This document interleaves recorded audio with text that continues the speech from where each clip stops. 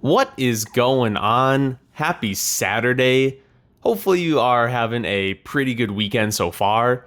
It's been good over here. It's been weird though. We actually had a dust storm in Chicago, which I can't say has ever happened before. Maybe since the Dust Bowl.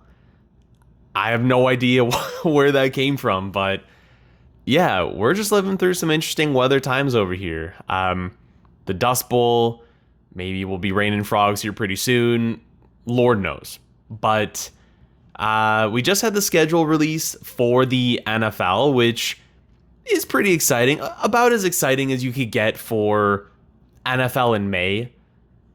Everyone's still got time off. We haven't hit training camp yet. We just had rookie mini camps, but the schedule release is always a fun thing to talk about. So just wanted to break down kind of some of the bigger games of week one, some of the holiday games, and just a couple more observations. So let's just get into it. Right away, I definitely noticed that there were a lot of Chief games on primetime. And I think a lot of us might be getting a little bit sick of that. I know I'm guilty of some Chiefs fatigue. Totally understandable. But you can't deny that they're probably the biggest draw on TV for the NFL, which makes perfect sense. They've been to 5 of the last 6 Super Bowls. Of course, people have an opinion. People care. So it makes sense. They have 7 primetime games, which apparently that's tied for the record. I didn't see who that's tied with, but when that many games are in prime time, that's like a good 40% of their schedule. That is insane to think about. And I noticed as well for these playoff teams, there's 5 out of 7 are playoff teams. So you know that the NFL is putting the Chiefs in bright light spots with other good teams. And just to kind of highlight it, week one, Chiefs Chargers in Brazil, which I think is pretty cool. I know that it was a little bit weird last year, some of the logistics. People were up in arms about safety concerns. Like, this is the NFL. These guys are going to have good security. It's going to be fine. But Chiefs Chargers Friday, Brazil, that's going to be really cool.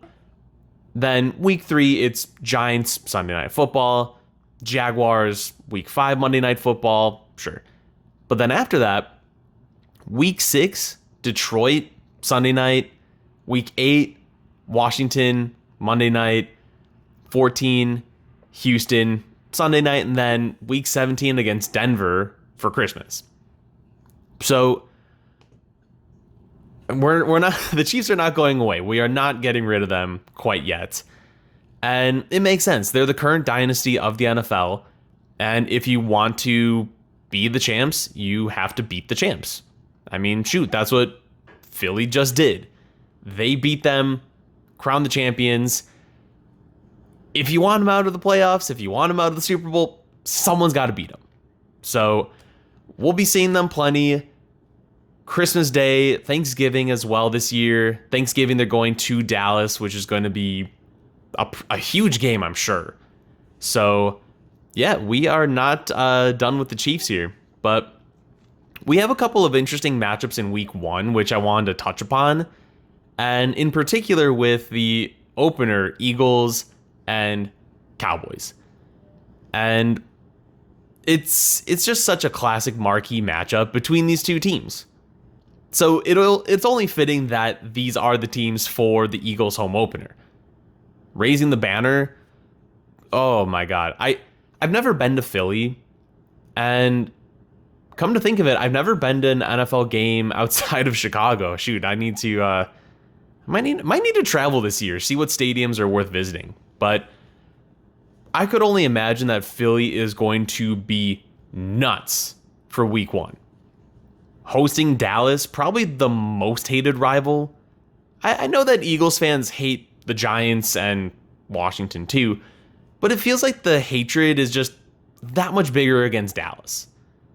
And then to be raising your banner, hosting the very first game after your Super Bowl championship. God, like Eagles by 20, maybe. I'm not really sure.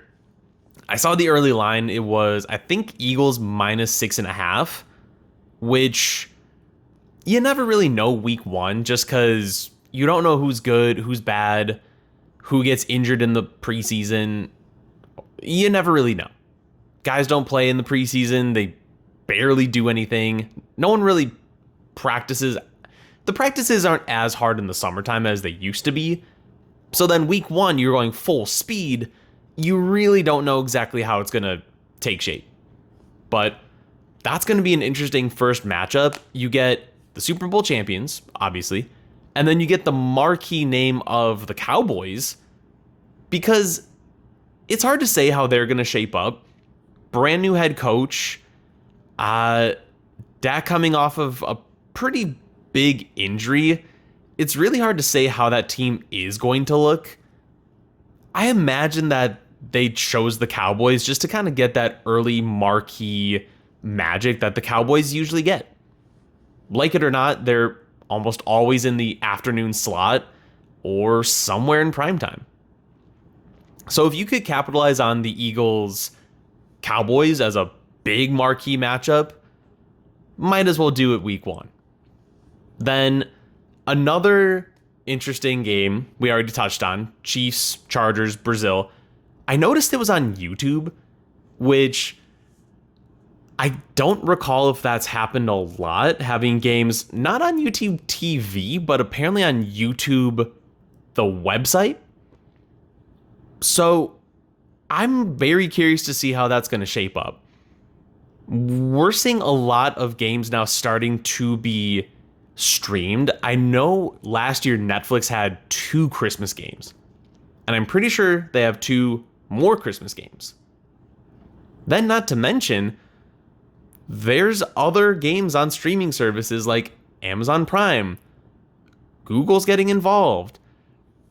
There's a big shift in how we're consuming the NFL, and it's pretty interesting to see. YouTube, Amazon, Peacock's getting games. Might we be seeing the death of cable hosting football games? It's kind of hard to say. I kind of want to do a deeper dive into the talks and discussions, but the fact that we're seeing more streaming services getting games, and also coinciding with the international games that the NFL is playing. Brazil. We've been in London for years now, going into Germany. If I'm not mistaken, there's going to be a game in Spain coming up fairly soon. I've even heard things about Greece and Dubai. So I don't know exactly how it's going to look, but building this broad international audience combined with the lean into streaming services, it really feels like that's going to be the direction for the NFL to not just get the American audience, but get the global audiences too. And there are football fans worldwide, so there's no shortage of fans to approach on that. Some other ones from week one that are going to be really good are Ravens at Bills for Sunday Night Football, and then Vikings at Bears for Monday Night Football. That's going to be, both those will be great. But in particular, Ravens Bills, rematch of the AFC divisional champion, or not championship, excuse me, the AFC divisional round. That's going to be such a good game. Buffalo is going to be hyped up for this game. I could only imagine. Actually, shoot, Buffalo might be a fun, if anyone's visited Buffalo for a game, let me know, or just visited in general. It seems like the Bills tailgating is just absolutely legendary, and I'm sure the environment is just a ton of fun. But that's going to be a really tough home opener for Buffalo. Tough spot for the Ravens too, to possibly start the year 0-1, and in a head-to-head with another top AFC team. This week one game could actually decide a fair amount in terms of playoffs and seeding. Like, this could be the difference between the 2 seed and the 3 seed, or the 1 seed and the 2 seed possibly. So that has a ton of playoff implications, and that one is going to be worth a huge deep dive. But in particular, Bears Vikings, Monday Night Football Week 1 has a ton of intrigue. Not just because the Vikings were almost the number 1 seed last year, came down to the final week against Detroit, but now Vikings rolling out with JJ McCarthy. This is going to be really interesting. I don't remember what the injury was from last year, but it took him out for the whole year. Preseason, after that, just gone. So he's basically starting as a rookie on a team that just won 14 games, that had major playoff aspirations, stacked roster. This will be interesting. It really, really will. And I have faith in the Vikings coaching staff, their roster. It's all very well put together. So I'm not overly concerned about that. It'll just be really interesting seeing JJ McCarthy in the Vikings offense. He was not asked to do a ton at Michigan when he was in college. I mean, shoot, I think it was against Penn State. He didn't even throw the ball in the second half. He didn't need to do much in college. The Vikings, with Kevin O'Connell's offense, they like to air out the ball. They have high-level pass catchers. They have big names. Justin Jefferson, Jordan Addison, TJ Hawkinson. Like, they got dudes. And you got to imagine the coaching staff wants to pass the ball. So, can you take this guy, JJ McCarthy, who's never really had to carry an offense, and then suddenly make him the focal point of an offense? That's going to be really interesting to see. And especially for the Bears, it holds a special place in my heart where they keep on stabbing me in the heart, for one. This is going to be a huge test at home early. Because again, Vikings are a good team. They have a stacked roster. Brian Flores calling defense is really hard to play. But the Bears did a pretty good job competing last year when Caleb was a rookie. They were able to force overtime against the Vikings. They scrapped and fought their way back. And the Bears, on paper at least, have really improved.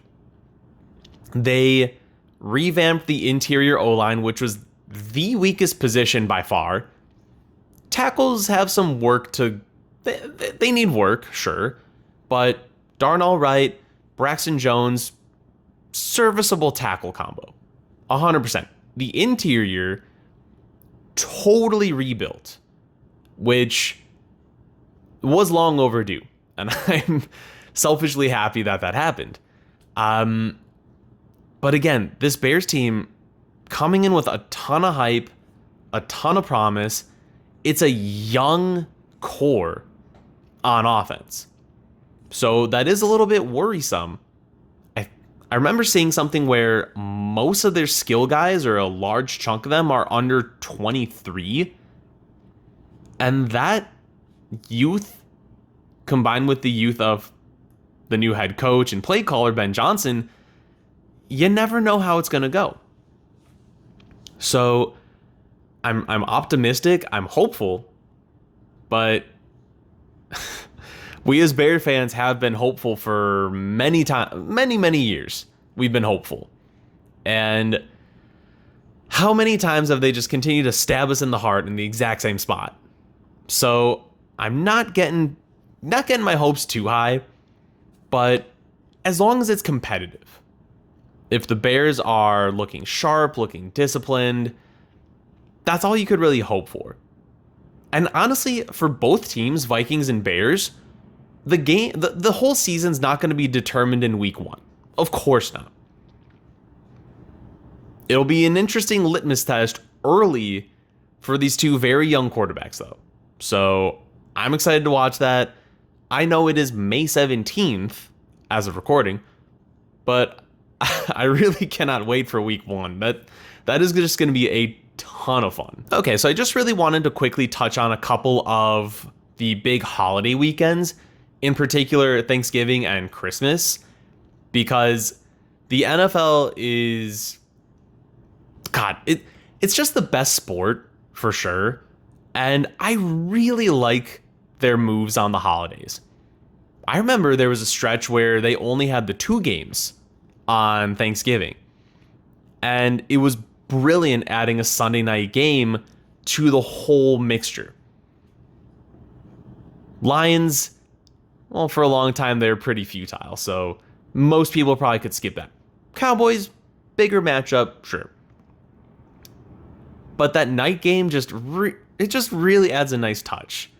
And honestly, that's usually what I'll end up doing after visiting family on Thanksgiving. Usually come back because my family lives, in the further suburbs of Chicago.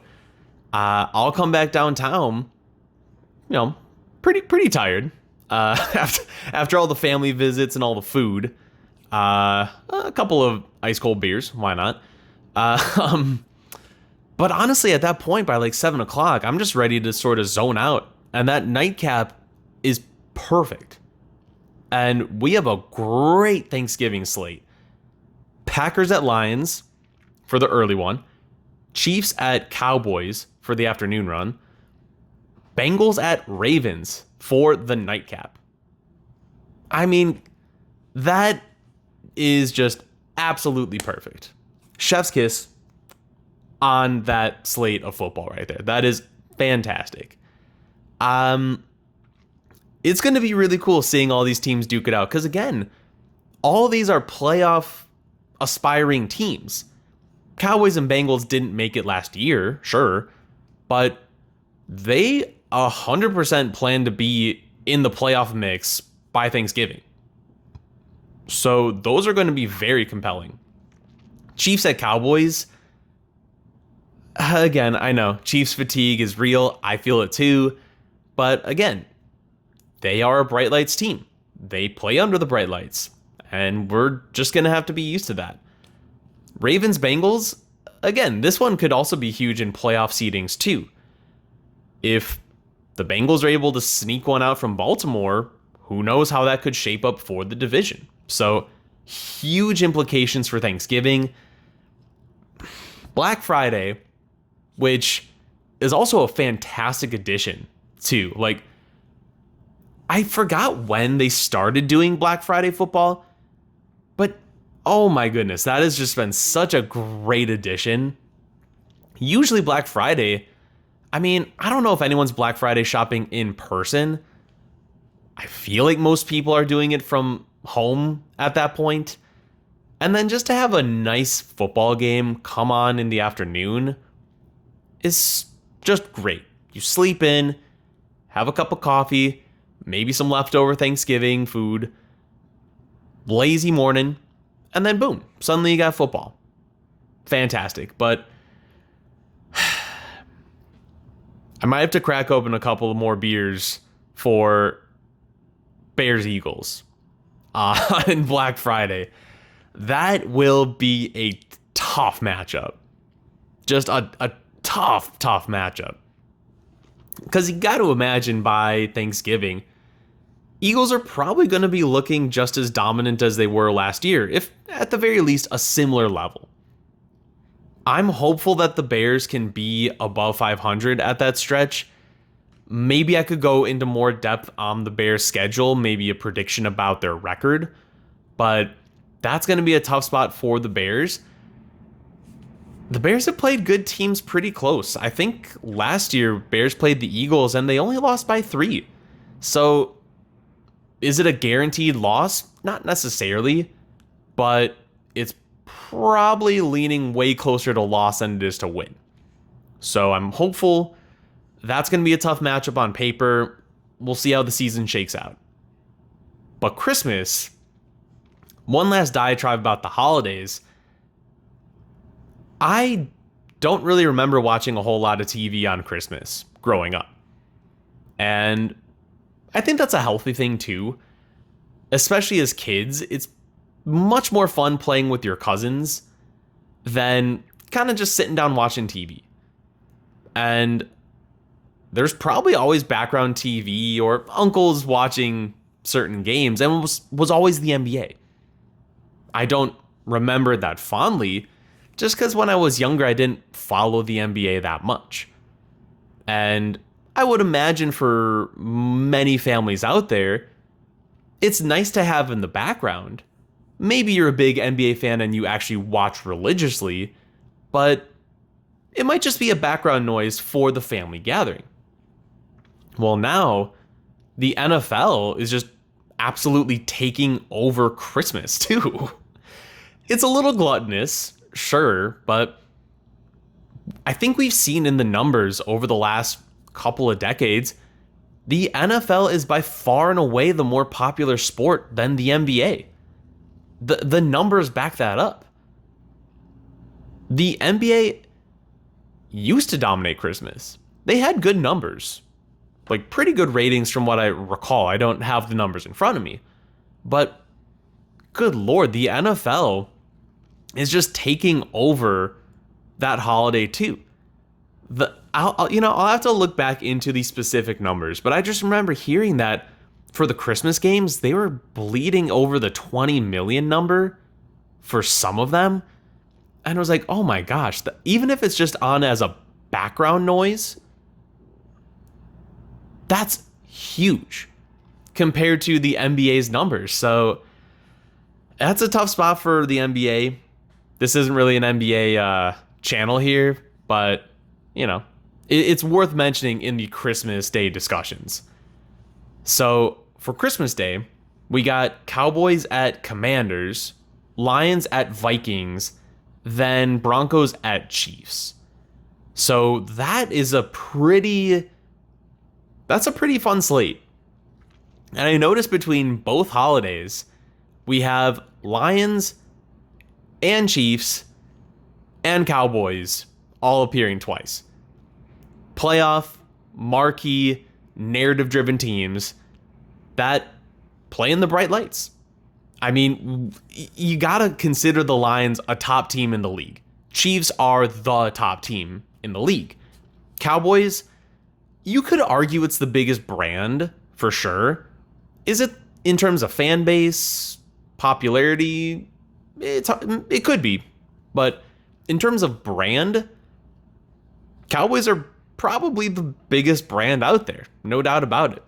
So I think we have a pretty interesting schedule so far.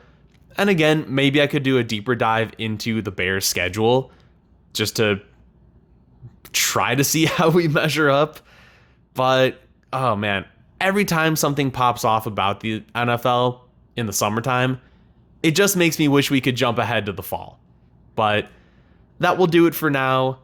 Hopefully you have a great rest of your day. If you made it this far, I appreciate you listening, and I'll catch you next time. See you.